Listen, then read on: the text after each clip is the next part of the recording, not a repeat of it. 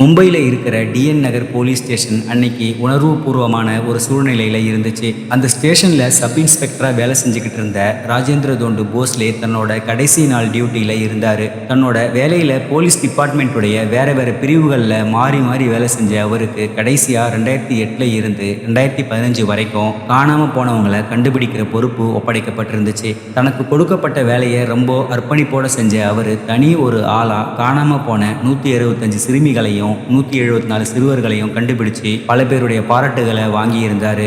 அவர் அப்படி அர்ப்பணிப்போட வேலை செய்யறதுக்கு எமோஷனலான ஒரு ஃப்ளாஷ்பேக்கும் இருந்துச்சு. இதே ராஜேந்திர தோண்டு போஸ்லே 1980 வருஷம் தன்னுடைய 23 வயசுல போலீஸ் டிபார்ட்மெண்ட்ல கான்ஸ்டபிள் வேலை செஞ்சுக்கிட்டு இருக்கும்போது ஒரு ஃபோன் கால் அவருக்கு வந்துச்சு. அந்த ஃபோன் காலில் அவருடைய சகோதரி ஒருத்தங்க வரதட்சணை பிரச்சனையால உயிரிழந்துட்டாங்க அப்படிங்கிற செய்தி அவருக்கு சொல்லப்பட்டுச்சு. அன்னைக்கு ரொம்ப மன உளைச்சல்ல இருந்த போஸ்லே அன்னையில இருந்து ஸ்டேஷனுக்கு பிரச்சனைன்னு வர்ற பெண்களை தன்னுடைய சகோதரியா நினைச்சு அவங்களுடைய பிரச்சனையை எப்படியாச்சும் சரி பண்ணிடணும்னு முடிவெடுத்தாரு. என்னதான் அப்படி 165 சிறுமிகளையும் 174 சிறுவர்களையும் தனி ஒரு ஆளா கண்டுபிடிச்சாலும் ரிட்டையர்ட் ஆகிற அன்னைக்கு ராஜேந்திர தோண்டு போஸ்லேவோட மனநிலை நிம்மதியாவே இல்லை. காரணம், அவர் ரிட்டையர்ட் ஆகிறதுக்கு 2 வருஷத்துக்கு முன்னாடி அவருக்கு கொடுக்கப்பட்ட ஒரு கம்ப்ளைண்ட் கேஸ் அவரை நிம்மதியாவே இருக்க விடலை. அந்த கேஸ் தான் டிஎன் நகர் போலீஸ் ஸ்டேஷனில் ரிஜிஸ்டர் செய்யப்பட்டு கேல் நம்பர் 166 அப்படின்னு அழைக்கப்பட்ட 7 வயது சிறுமியான பூஜா மிஸ்ஸிங் கேஸ். 2013 வருஷம் ஒரு மிஸ்ஸிங் கேஸா ரெஜிஸ்டர் ஆகி சுமார் 9 வருஷம் கழிச்சு 2022 வருஷம் ஒரு முக்கிய திருப்புமுனையை ஏற்படுத்தின இந்திய அளவுல ரொம்பவே பிரபலமான மிஸ்ஸிங் கேஸா பேசப்பட்ட கேல் நம்பர் 166 கேஸை பத்தி தான் இன்னைக்கு இந்த வீடியோவில் நாம பார்க்க போறோம். நீங்க பார்த்துட்டு இருக்கிறது நடந்தது என்ன?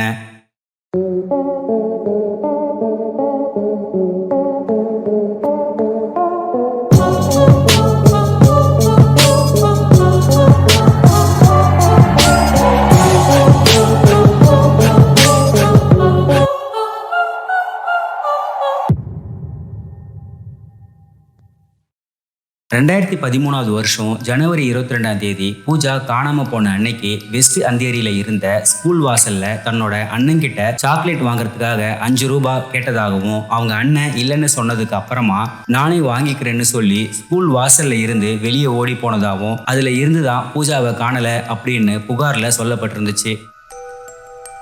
அன்னைக்கு ஃபுல்லா பூஜாவை தேடின பூஜாவோட பேரண்ட்ஸ் அதுக்கப்புறமா டிஎன் நகர் போலீஸ் ஸ்டேஷன்ல அது சம்பந்தமா புகார் கொடுத்திருந்தாங்க.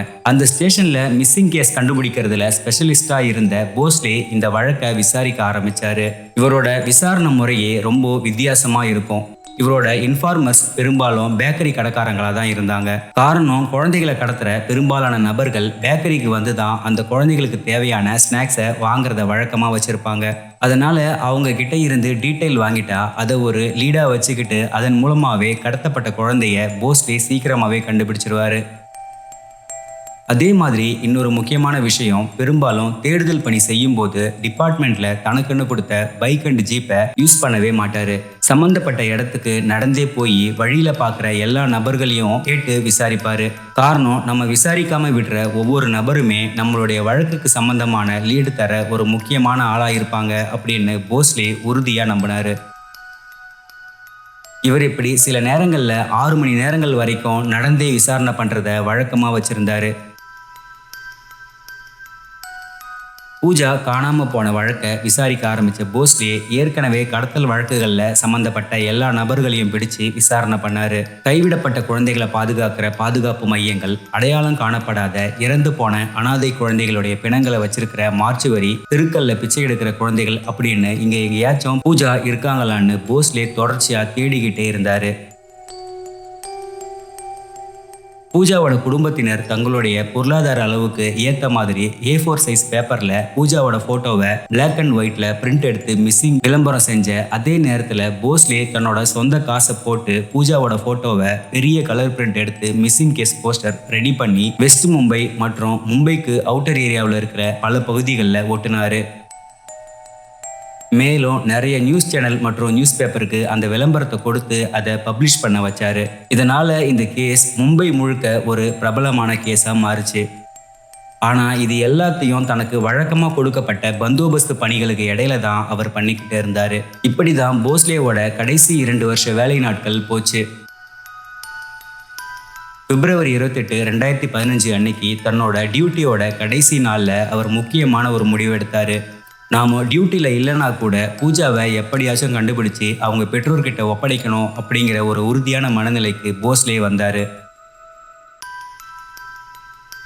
ரிட்டையர்ட் ஆனதுக்கு அப்புறம் பூஜாவோட அப்பா மற்றும் மாமாவோட சேர்ந்து தன்னோட சொந்த செலவுல அவங்கள நிறைய இடங்களுக்கு கூப்பிட்டு போய் பூஜா எங்கேயாச்சும் இருக்காங்களான்னு தேடிக்கிட்டே இருந்தாரு. வேற மாநிலங்கள்ல கடத்தப்பட்ட சிறுமிகள் மீட்கப்பட்ட செய்தி வந்தா உடனே சம்பந்தப்பட்ட போலீஸ் ஸ்டேஷனுக்கு கால் பண்ணி அது பூஜாவான்னு உறுதிப்படுத்திக்கிட்டு பூஜாவோட போட்டோவையும் அவங்க டீட்டெயிலையும் அவங்களுக்கு அனுப்பி, இந்த பொண்ணு காணாம போயிட்டாங்க, இவங்களை நீங்க எங்கேயாச்சும் பார்த்தா உடனடியா எங்களுக்கு தகவல் கொடுங்க அப்படின்னு அவங்க கூட ஒரு கான்டாக்ட்லயே இருந்திருக்காரு. போஸ்லே இப்படி பூஜா வழக்குல ரொம்ப இன்வால்வா இருந்தது போஸ்லேவோட குடும்பத்தை சேர்ந்தவங்களை எரிச்சல் அடைய வச்சது. இது சம்பந்தமா அவங்க குடும்பத்துக்குள்ள பிரச்சனைகளும் நடந்துச்சு. பூஜா காணாம போன சோகத்துல அவங்க அப்பா குடிக்கு அடிமையாகி குடிச்சு கொஞ்ச நாள்ல உயிரிழந்தாரு. பூஜாவோட அப்பா உயிரிழந்ததுக்கு அப்புறமா அவங்க குடும்பத்தார் இனிமே பூஜா கிடைக்க வாய்ப்பில்லைன்னு அவங்கள தேடுற பணியை கைவிட ஆரம்பிச்சாங்க. கிட்டத்தட்ட போலீஸ் டிபார்ட்மெண்ட் கூட பூஜா வழக்குல கொஞ்சம் கொஞ்சமா தீவிரத்தை குறைச்சாங்க. ஆனா பூஜாவை கண்டுபிடிக்கணும்னு ரொம்ப உறுதியா இருந்த போஸ்லே ஏதாச்சும் ஒரு சின்ன லீடு கிடைச்சா கூட தன்னுடைய சொந்த ஊரான ரத்னகிரியில இருந்து 350 கிலோமீட்டர் தொலைவில் இருக்கிற மும்பைக்கு வந்து அது சம்பந்தமா விசாரணையை தொடர்ச்சியா பண்ணிக்கிட்டே இருந்தாரு. போஸ்லே அப்படி பூஜாவை தேடினது 1 வருஷம் 2 வருஷம் இல்ல, கிட்டத்தட்ட 9 வருஷமா அவர் பூஜாவை தேடிக்கிட்டு இருந்தாரு. இந்த நிலையில 2022 வருஷம் ஆகஸ்ட் 5 அன்னைக்கு போஸ்லேவுக்கு ஒரு ஃபோன் கால் வந்துச்சு.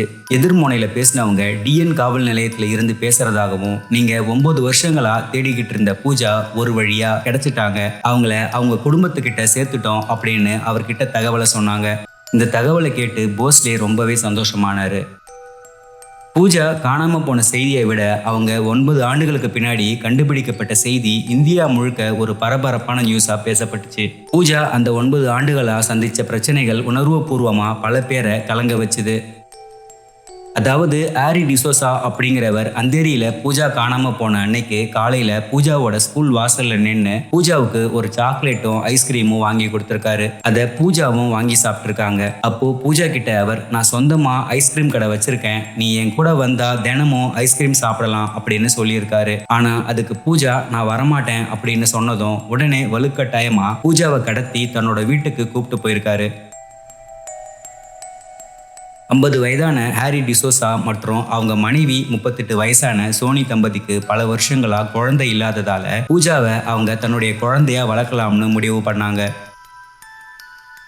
ஆனா பூஜா யார்கிட்டையும் தான் கடத்தப்பட்ட செய்தியை சொல்லிடக்கூடாதுங்கிறதுக்காக அவங்கள ஒரு மலை கோயிலுக்கு கூப்பிட்டு போய், நீ எப்போ இந்த விஷயத்த வெளியே சொல்றியோ அப்பவே நாங்க உன்னை இந்த இடத்துக்கு கூப்பிட்டு வந்து உன்னை மலையில இருந்து தள்ளிடுவோம் அப்படின்னு சொல்லி மிரட்டியிருக்காங்க.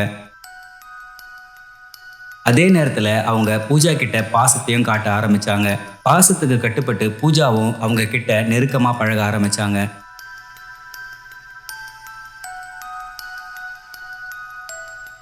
இந்த நிலையில பூஜா கடத்தப்பட்டு 1 வருஷம் கழிச்சு சப் இன்ஸ்பெக்டர் ராஜேந்திர தோண்டு போஸ்லே ரோட்ல பொதுமக்கள் கிட்ட பூஜாவோட போட்டோவை காட்டி விசாரிக்கிறத ஹாரி டிசோசா கவனிச்சாரு.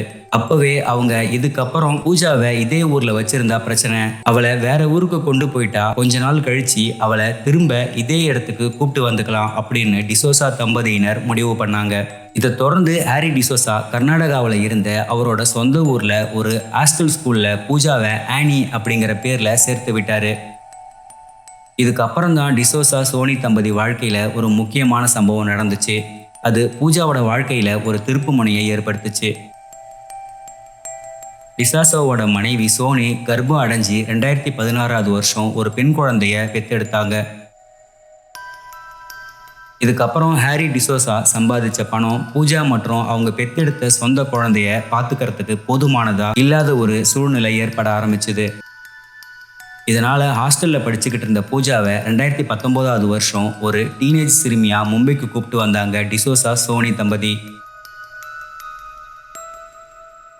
அவங்கள மும்பையில் இருக்கிற ஒரு அப்பார்ட்மெண்ட்ல குழந்தைகளை பார்த்துக்கிற பேபி சிட்டரா வேலைக்கு சேர்த்து விட்டாங்க. தங்களுக்கு குழந்தையே இல்லை அப்படின்னு சொல்லி பூஜாவை கடத்திக்கிட்டு வந்த அதே தம்பதி பின்னாடி தங்களுக்குன்னு ஒரு குழந்தை பிறந்ததும் பூஜா கிட்ட பாசம் காட்டுறதுல பாரபட்சம் காட்ட ஆரம்பிச்சாங்க.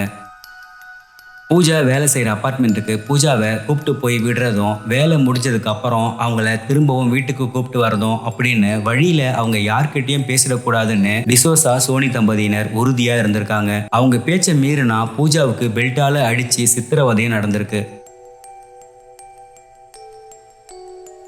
இப்படி இருந்த நிலையில ஒரு நாள் பூஜா பண்ண ஏதோ ஒரு தப்புக்காக டிசோசா பூஜாவை திட்டும்போது, நான் உன்னை ஒரு கோவில்ல இருந்து தூக்கிட்டு வந்தேன், நீ ஒரு அனாதை, ஆனா நீ எங்களுக்கு விசுவாசமா இல்ல அப்படின்னு சொல்லி திட்டியிருக்காரு.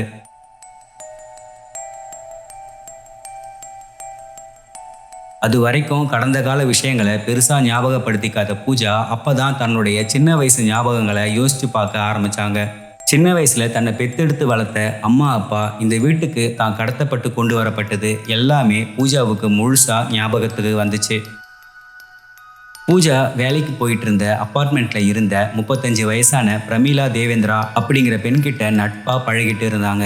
இந்த நிலையில 2022 ஆகஸ்ட் 4 அன்னைக்கு பூஜா பிரமீளா கிட்ட, என்னோட பேரு ஆனி கிடையாது, என் பேரு பூஜா, எங்க அப்பா என்னை சின்ன வயசுல ஒரு இடத்துல இருந்து தூக்கிட்டு வந்துட்டேன்னு சொன்னாரு, ஆனா நான் சின்ன வயசுல வேற ஒரு இடத்துல பழகின ஞாபகம் எனக்கு நல்லாவே இருக்கு அப்படின்னு சொல்லியிருக்காங்க.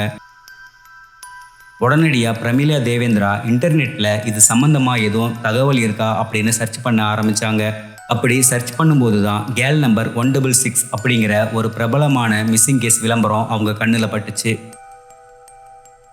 அந்த விளம்பரத்துல இருந்த 5 ஃபோன் நம்பருக்கும் அவங்க ஃபோன் பண்ணி பார்க்கும்போது அதுல 4 பேர் நம்பர் ரீச் ஆகாமையே இருந்திருக்கு. 5வதா இருந்த ஒரு நம்பர் தான் ஆக்டிவேட்ல இருந்துச்சு. அந்த நம்பருக்கு கால் பண்ணும்போது அந்த காலை அட்டன் பண்ணி பேசினவர் ரஃபீக் ஷேக் அப்படிங்கிறவர். இந்த ரஃபீக் ஷேக் பூஜாவோட குடும்பம் வசிச்சுக்கிட்டு இருந்த வீட்டுக்கு பக்கத்து வீட்டில் இருக்கிறவர் தான். அந்த நம்பருக்கு ஃபோன் பண்ணி, நான் தான் காணாம போன பூஜா அப்படின்னு சொன்னதுக்கு அவர், விளையாடாத, அடிக்கடி இந்த மாதிரி நிறைய பேர் ஃபோன் பண்றீங்க, ஏன் இப்படி ஏமாத்துறீங்க அப்படின்னு கோவமா பேசியிருக்காரு. அதுக்கு பூஜா அவங்களுடைய அம்மா மற்றும் அப்பா பேரை கரெக்டா சொல்லியிருக்காங்க. இதுக்கப்புறம் ரஃபீக் இந்த விஷயத்த பூஜாவோட அம்மா கிட்ட போய் சொன்னதும் அவங்களும் பூஜாவுக்கு வீடியோ கால் பண்ணி பேசியிருக்காங்க.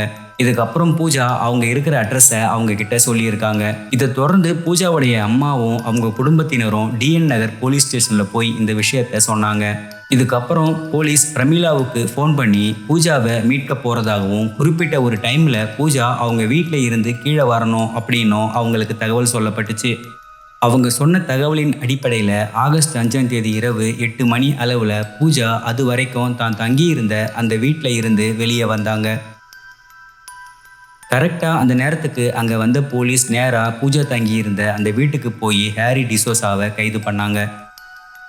போலீஸ் ஜீப்லேயே வந்திருந்த பூஜாவோட அம்மா 9 ஆண்டுகளுக்கு பின்னாடி சந்திச்ச தன்னோட மகளை கட்டி தழுவி அழுதுகிட்டே தன்னோட அன்பை வெளிப்படுத்தினாங்க.